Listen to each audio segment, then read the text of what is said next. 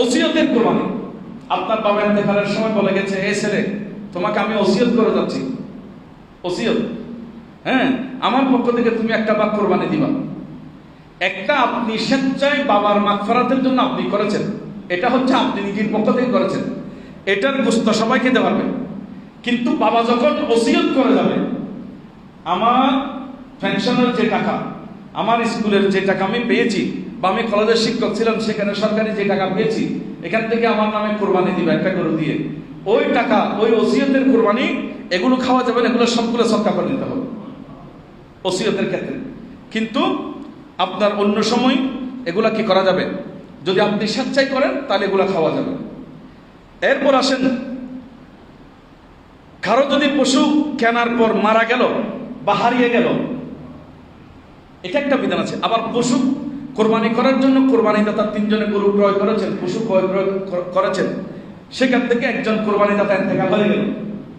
এখন করণীয় কি? সর্বপ্রথম পশু যদি কেউ ক্রয় করে, আপনার গরিব মানুষ যার উপর কোরবানি ওয়াজিব হয় নাই, তিনি কোরবানি করার জন্য কি করে ফেলছেন, গরু একটা কিনে ফেলছে। কিন্তু ওই গরুটা যদি হারিয়ে যায়, গরুটা হারিয়ে যাওয়ার পর আবার আরেকটা কোরবানি ওনার উপর কোরবানির পশু ক্রয় করতে হবে। ক্রয় যখন করবে, ওই পশুটা পাওয়া গেল, হারিয়ে যাওয়া পশুটা, তখন গরিবের জন্য দুটাই কোরবানি দিতে হবে। পয়সাওয়ালা একটা দিলে হয়ে যাবে, গরিবের জন্য দুটো দিতে হবে। কেন? বুঝুন, একটা পয়সাওয়ালার উপর এহসান করলো, গরিবকে ছাড়িয়ে বলো না, গরিব তো নিজের শাস্তি নিজেই মাথা ধরে নিয়েছে। আল্লাহ রাসূল শিক্ষা দিয়েছে, গরিব তোমার কোরবানি করতে হবে না। আমার তো গোশত ভরণে খুঁজতেছে, দিলে গোশত চাচ্ছে, কোরবানি না করলে পাবে কোথায়? বলে হায় রে, তুমি কোরবানি করবে না, কিন্তু পয়সাওয়ালা কোরবানি করে তোমার ঘরে গোশতের একটা ভাগ পৌঁছা দিতে হবে।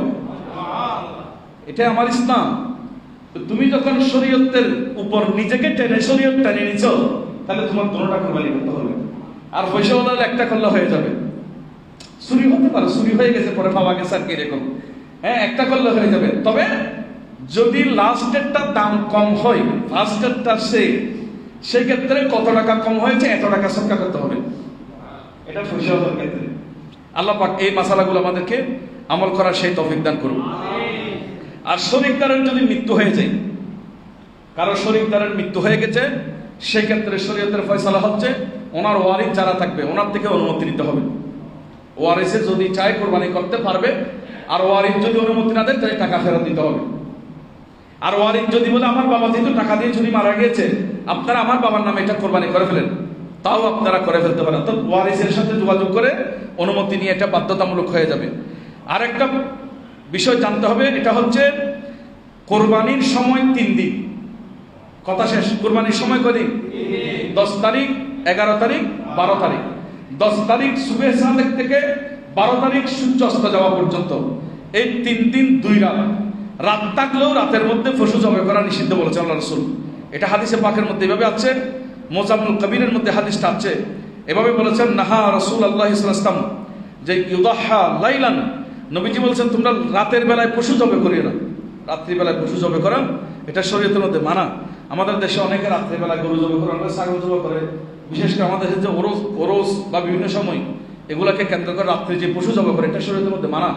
অনেক জায়গায় এগুলো মানে না। ওরসের গরু জবাই করলে এটা সূর্য থাকতে জবাই করতে হবে, নাহলে এটাকে সূর্য ওঠার পর জবাই করতে হবে।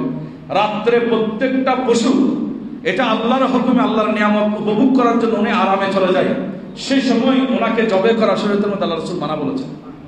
তো সেজন্য রাত্রিবেলা কোরবানি করো মানা। আল্লাহ পাক আমাদেরকে সেই মাসালাগুলো আমল করার সেই তৌফিক দান করুন।